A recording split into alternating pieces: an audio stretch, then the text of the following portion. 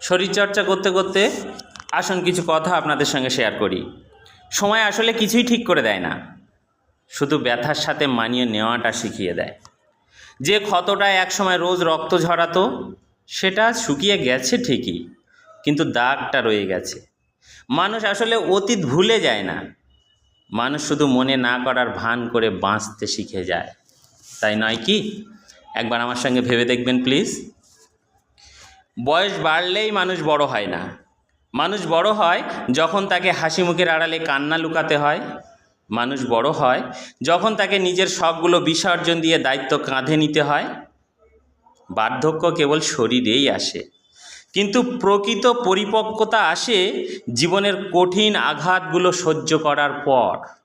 কি ঠিক বলছি তো? একবার ভাববেন।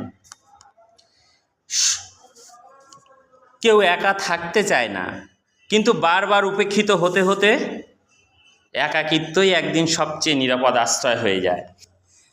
মানুষ পাশে পেয়েও যদি নিঃসঙ্গ অনুভব করে, তাহলে আস্তে আস্তে সে সঙ্গ চাওয়াও বন্ধ করে দেয়। নিজের গল্প নিজেই শোনে, নিজের কষ্ট নিজেই বোঝে। একদিন এই একাকিত্বই অভ্যাস হয়ে যায়, নিজের ভিতরে নিজেকে খুঁজে পাওয়ার স্বস্তি লাগে। তখন আর কেউ পাশে থাকুক বা না থাকুক, মন আর কষ্ট পায় না, শুধু চুপচাপ বয়ে চলে সময়ের